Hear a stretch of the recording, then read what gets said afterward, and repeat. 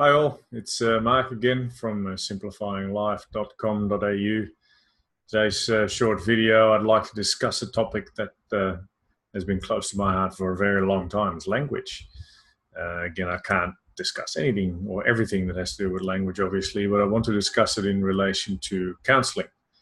As some of you might know, in my previous life, my past life, in a sense, I was a lawyer, and language was always my tool and my weapon. And now in counseling, it's become more of a tool or an instrument for change. So it's very, very useful tool to use for people to help them change. Now, language is obviously very symbolic. Words are words, but words actually stand for something. I always joke around with my clients and say, look, really, words on paper are just scribbles onto a piece of paper, are just scribbles in space, really. What makes them so useful and makes them have meaning is a meaning we attach to those scribbles in space when we write them down. Now, I don't speak, for instance, pick something up, Thai, or I don't, understand Indian. So those scribbles in space mean nothing to me. To give you a simple example, if I would spell L-O-V-E, those scribbles in space, one down, one that way, then an O, a V, and an E, that would spell the word love, but they're just scribbles in space. But because we've given that word, the scribbles in space and the sound of the word love meaning, it actually generally makes us feel good inside. It's just a four-letter word. There are so many four-letter words. Another one is hate, H-A-T-E. Again, just four scribbles in space, a certain way of pronouncing that word. Very often people, when they hear that word, will have a certain opinion attached to that word, hate, because they've had experience with it or used it in a particular fashion. So our brain actually picks it up to mean something and attaches meaning to that word. Okay, that's a bit of an introduction. What I've found, and it's a really simple tool that I learned when I was doing my neuro-linguistic programming training. I'm actually a master certified NLP practitioner as well, was that many words can have what they call a necessity context. They are necessity words. And other words are more possibility words. They allow possibility.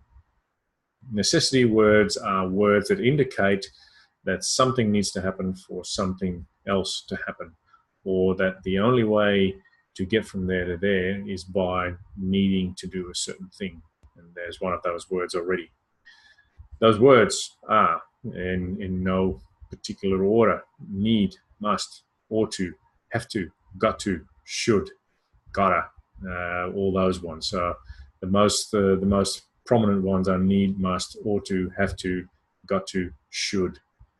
When you use those words in a sentence, or when you think those words in your own head, what often happens is that the only way that you think an end result will be able to be achieved is by having to do what you say you have to do. So in order to make enough money, I have to work hard. Or in order to have a happy relationship, I need to please my partner. Something like that. What you're generally saying, you're not just saying those words. What you're really saying is that there's only one way in order to do that, and that's by having to do whatever it is that you think you have to do. There are other ways of doing that, and that's what I get my clients to often think about. You can use possibility language. Because if you, for instance, let's stick with that example. If you want to make enough money, or if you want to make money, then one of the many ways to do that is by working hard. So you can say, for instance, instead of in order to make money, I need to work hard, you can say, in order to make money, I could work hard, or I can work hard, or I choose to work hard. And there's already a bunch of those possibility words. A number of them are choose, decide, will, can, opt, go for, attempt, those type of words. What those words indicate more than the necessity language words is that they're an option. There's that way to get from A to B, but you could go that way from A to B, or you could go that way from A to B. Either or, it doesn't matter. You'll get there one way or another. Now, what that does brain-wise, it actually gives us options. Again, there's a lot of science behind that, and I'm just using the popular version of it. But what I've found in many clients is if they use necessity language, so the need, must, ought to, etc., then they often find themselves cut off of opportunities that otherwise could be there.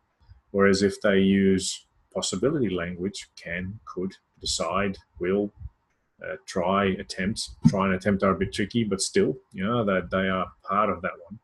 It often allows them to be more flexible in their ways and not get dead set on one way to get from A to B. That's the tip. So for now, in a sense, not in a sense, I'd like to have you try an experiment, if you will, and if you are able to willingly give that a go, is see in how far your language is full of or consists of necessity language, the needs, the musts, the ought tos, the have tos, the got tos, the shoulds. If so, that's okay. Nothing wrong with that. But see if you, for the next 2 weeks or so, or rather permanently, can start changing that to possibility language. Can, could, decide, will, choose. And see what happens. See if your mind starts to free itself up for more opportunities and other ways of doing stuff rather than being stuck in one particular way of doing things. Try it out. If you got any questions about that, let me know. Marc, M-A-R-C, at simplifyinglife.com.au. Otherwise, find me on Facebook. Find me anywhere. You'll be able to find me. But play around with this and let me know your results. I'm really curious about this. Right. Have a good one.